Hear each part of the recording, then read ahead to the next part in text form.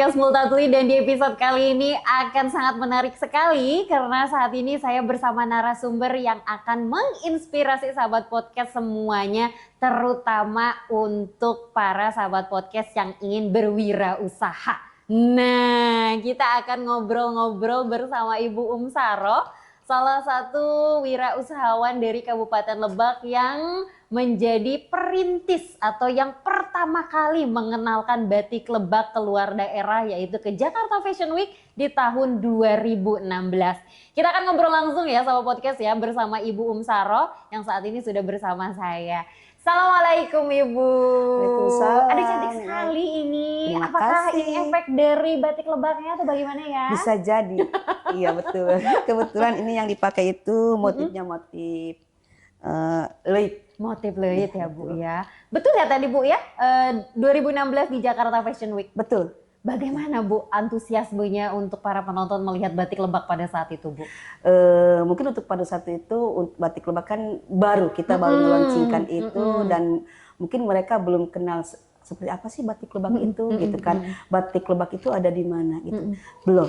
Dan itu pas Fashion Week itu. Oke, tapi sudah ada yang maksudnya sudah ada yang wah gitu ya Bu ya, sudah ada yang ingin mengetahui lebih jauh tentang batik Lebak pada saat itu. Iya, alhamdulillah sekali, dan emang kebetulan itu di fashion kan itu kan juga sama desainer dan juga peraga itu yang sangat luar biasa juga kan gitu. Wah, luar biasa ya Bu ya, ternyata Ya, si batik Lebak ini sudah pernah singgah di Jakarta Fashion Week ya Bu sudah, ya. alhamdulillah. Oke, baik. Nah, Ibu menurut Ibu sendiri ini bagaimana sih Bu melihat potensi batik khas Lebak di persaingan batik-batik yang lainnya Bu? Ya. Kalau melihat menurut Ibu ya, potensi batik Lebak itu sangat luar biasa karena apa? Pertama, Ibu mengenalkan tidak hanya di Kabupaten Lebak, dan alhamdulillah kan kebetulan selalu ikut bazar ataupun pameran. Jadi pameran itu juga merupakan sebuah bahwa batik Lebak itu ada nggak sih gitu kan. Dan itu dengan pameran itu seperti di JCC, di INAK, ikut INAKRAP. Pokoknya setiap ada pameran yang ada di Jakarta selalu ikut, bahkan sampai keluar juga tahun 2017 ke Kuala Lumpur. Kita bawa batik Lebak ya Bu ya? Ternyata sudah go batik internasional batik Lebak ini Insya ya Bu ya? Allah. Oke. Jadi potensinya memang sangat luar biasa sekali ya Bu sangat ya? luar biasa. Iya. Ibu, kalau semisal saya bertanya, motif Lebak ini apa sih Bu keunikannya dari batik-batik yang lain Bu? Nah itu, jadi begini, batik Lebak itu kenapa orang itu menyukai? Betul. Setiap kita promosikan, keunikannya itu di batik Lebak kita kan mengangkat kearifan lokalnya di Kabupaten Lebak ya. Di antaranya misalnya kayak batik, kan kita ada satu motif nih, kehidupan Baduy. Di situ kan di motif itu menceritakan tentang kehidupan yang ada di Baduy. Nah di dalam motif itu ada leitnya, ada lubung padinya. Nah itu merupakan keunikan dari batik Lebak itu. Misalnya banyak sekali mereka menyukai motif itu seperti itu. Oke. Bu, kalau misal batik Lebak ini kan tadi motifnya banyak ya Bu ya? Itu kan sekaligus menjadi identitasnya nih ya Bu ya? Ibu bisa perkenalkan nggak sih Bu motif-motif batik Lebak ini identitasnya apa saja sih Bu? Oh iya, kalau motif Lebak itu kebetulan 2015 itu motifnya baru 12 ya. Baru 12. Baru 12, dan dengan beriring waktu ya, Ibu juga membuat motif-motif baru, tapi kita mengangkat kearifan yang ada di Lebak juga gitu. Nah tadi itu diantaranya yaitu orang tuh menyukai seperti nih. Di antara satu motif kayak motif gula sakojor.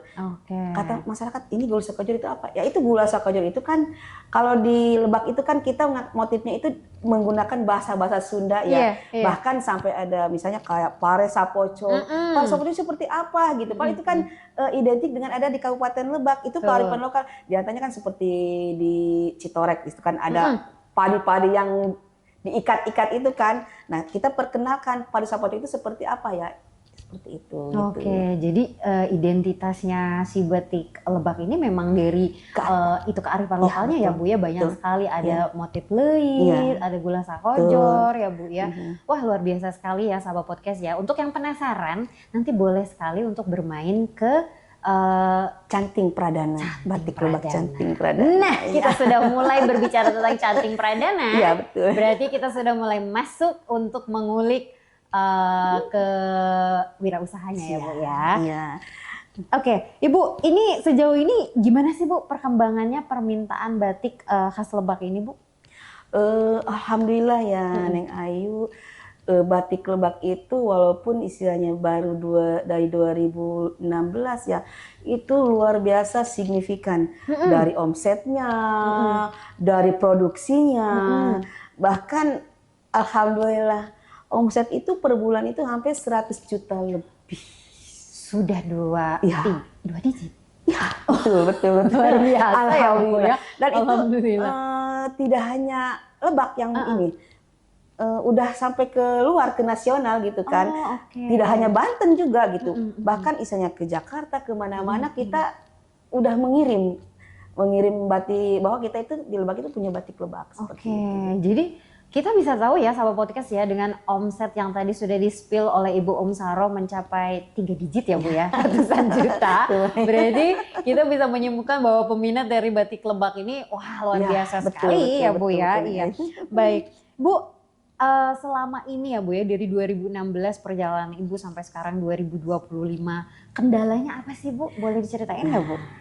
Setiap perjalanan pasti ada suka, duka. Betul. Istilahnya pasti ada kendalanya. Di antaranya ya kita kan sementara untuk bahan baku kita masih di luar. Masih di luar dari Lebak ya, bahkan luar dari Banten juga. Kebetulan untuk bahan baku kita masih nyarinya di Pekalongan. Jadi itu kendalanya seperti itu. Itu di produksi ya Bu ya? Di produksi. Jadi di saat misalnya minggu ini harus selesai ya pekerjaan, tapi itu dengan kendala itu bahan baku ya akhirnya kita ada molor waktu seperti itu. Kalau untuk di pemasarannya sendiri Bu, kendalanya apa Bu? Kalau untuk pemasaran sementara ini ya emang ada, tapi tidak terlalu signifikan. Alhamdulillah, karena kan kita gini, tidak hanya mereka datang ke galeri, tapi kita punya beberapa reseller gitu kan. Sudah banyak Bu ya resellernya? Alhamdulillah, bahkan istilahnya ada yang reseller yang sudah MOU ya, ada yang misalnya hanya putus belanja sudah, tapi bahkan ada yang istilahnya yang terus berkesinambungan sistem MOU, ada seperti itu. Sudah ada ya Bu ya. Ibu sejauh ini sudah punya berapa reseller Bu? Kalau reseller udah banyak ya, tapi ya 10 mah udah ada banyak ya Bu ya. Yang di luar daerah pun sudah ada ya Bu? Iya, itu yang di luar daerah. Misalnya di Banten, di Serang, terus di Tangerang, di Jakarta juga sudah ada ya Bu ya. Paling jauh resellernya dari mana Bu?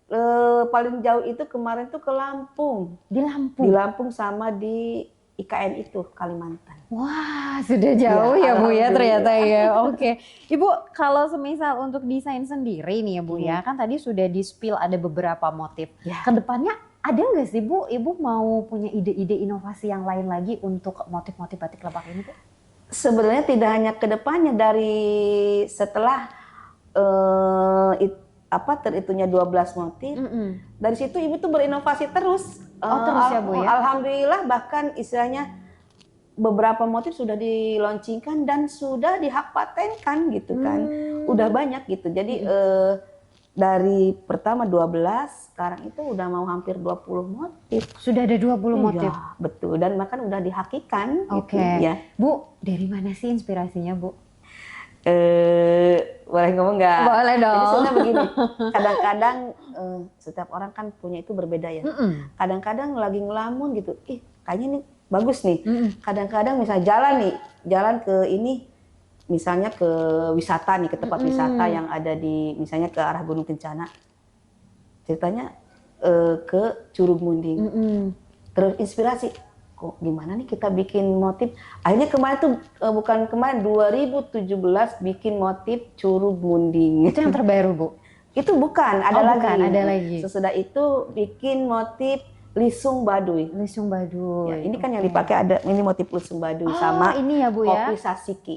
Oh gitu. iya, itu ada kopi-kopinya iya, ya Bu ya. Yang terbaru Bu motifnya Bu? Yang terbaru ini yang Lisung Baduy. Yang dipakai ini ya Bu ya. Betul, yang dipakai. Bagus ya sahabat podcast ya. Jadi untuk sahabat podcast yang memang tertarik untuk mengoleksi batik Lebak, boleh dong untuk kecanting peradananya Bu. Siap, ditunggu.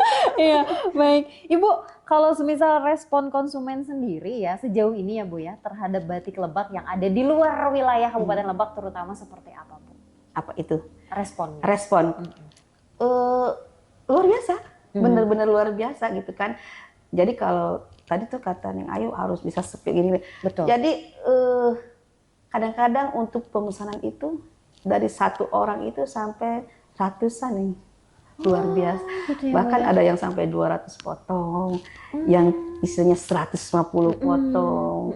Jadi luar biasa dari luar itu. Karena kan mungkin mereka melihat dari keunikan motifnya. Betul, Bu. Betul. Tapi kadang-kadang kita juga harus memberikan edukasi. Karena apa, batik Lebak itu begini, kalau orang salah menjahit pasti akan nungging, seperti leitnya. Nah, jadi selain kita memasarkan, tetap kita memberikan edukasi ke setiap yang konsumen yang mau beli. Jadi, nah itu keunikannya batik Lebak. Iya, Bu. Kalau batik Lebak sendiri ini fleksibel nggak sih Bu? Apakah ada kriteria khusus batik Lebaknya cocoknya buat dibikin ini, dibikin kemeja, dibikin apa gitu Bu? Atau gimana Bu? Fleksibel. Karena gini, emang tujuan ataupun mimpi ibu itu batik Lebak itu tidak hanya untuk, karena kan orang identiknya pakai batik itu untuk kaum perempuan, bukan perempuan aja, kolonial kadang-kadang kata orang Telma ya. Tapi itu berharap itu untuk milenial.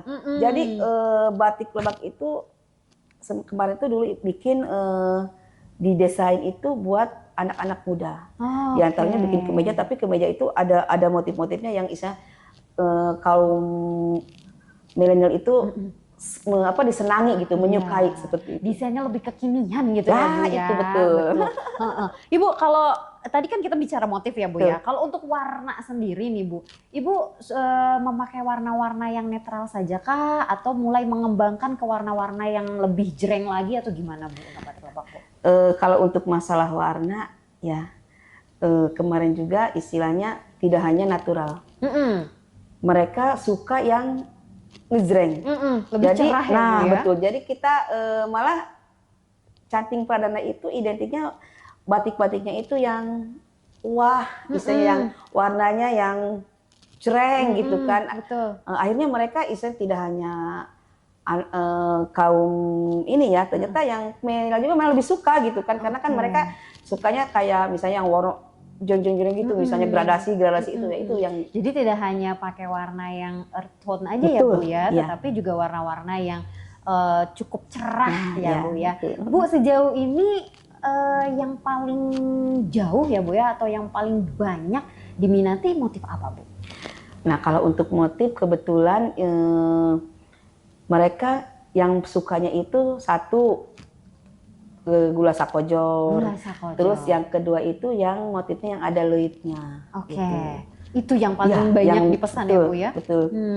Penasaran sahabat podcast dengan motifnya? Langsung searching saja atau langsung datang ke Canting Pradana. Aduh, saya dari tadi promosi terus loh Bu. Bu, tadi kan sudah pernah dibawa ke Jakarta Fashion Week ya Bu ya. Nah, ngomongin soal Jakarta Fashion Week, ini pasti tidak jauh-jauh dari para desainer. Nah, ini saya penasaran Bu, Ibu sudah pernah ada jalinan kerjasama dengan para desainer atau para pelaku industri-industri fashion lainnya Bu? Alhamdulillah. Alhamdulillah. Jadi setelah 2016 ikut ke Fashion Week, nah kebetulan tidak hanya di Banten. Kalau di Banten kan kita punya wadah, komunitas desainer Banten. Dan itu alhamdulillah batik Lebak itu sudah beberapa kali, bahkan kemarin tuh sama desainer itu dibawa ke Malaysia, mewakili dari Bank Indonesia. Gitu. Jadi mereka desainer itu ya, beberapa desainer satu itu semua mengangkat batik Lebak semua gitu kemarin itu tahun. Jadi hampir berapa tahun berturut-turut batik Lebak itu mengikuti desa-desa yang ada di, bahkan tidak hanya dari ini lokal, misalnya Banten ya. Kemarin sama Itang Yunas. Oh pernah Bu sama iya, Itang Yunas. Terus Luar sama biasa. pokoknya yang terakhir itu siapa tuh lupa tuh. Sama itu desainer juga, desainer nasional lah. Oke. Semua. Berarti bersama Itang Yunas juga pernah menjadi Kemarin kerjasama tahun ya, Bu, ya? kita kerjasama dengan BI, kebetulan mengangkat batik Lebak yang untuk difashionkan ya tahun 2022. 2020. Iya. Baru ya Bu ya, Baru. 3 tahun yang lalu ya Bu ya. Ada rencana menjalin kerjasama dengan fashion designer yang lain lagi Bu? Kalau kerjasama sudah ada. Oh, sudah Kebetulan ada kita udah kerjasama dengan desainer Dewi Sambi. Nah, nanti bisa buka di IG-nya Dewi Sambi, di situ ada batik-batik Lebak semua. Pakai bajunya, mereka pakai baju batik Lebak. Dan juga dengan desainer dari Banikol, dari Cilegon juga. Jadi sudah ada rencana-rencana ya Bu ya? Ih, Udah berjalan. sudah berjalan ya. Wah ternyata ya sahabat podcast Batik Lebak ini tidak hanya dikenal di Kabupaten Lebak saja, tetapi juga sudah mulai dikenal di mana-mana ya Bu ya. Betul. Bu, ada nggak sih impian Ibu Umsaro untuk bisa memperkenalkan Batik Lebak lebih jauh lagi Bu? Itu bukan impian lagi ya. Sebuah ya kalau kita harus bermimpi dulu ya. Setelah bermimpi nanti juga akan kenyataan. Iya, betul. Saya itu pengennya ke go internasional. Internasional ya Bu ya, biar bisa dikenal ya Bu ya, betul.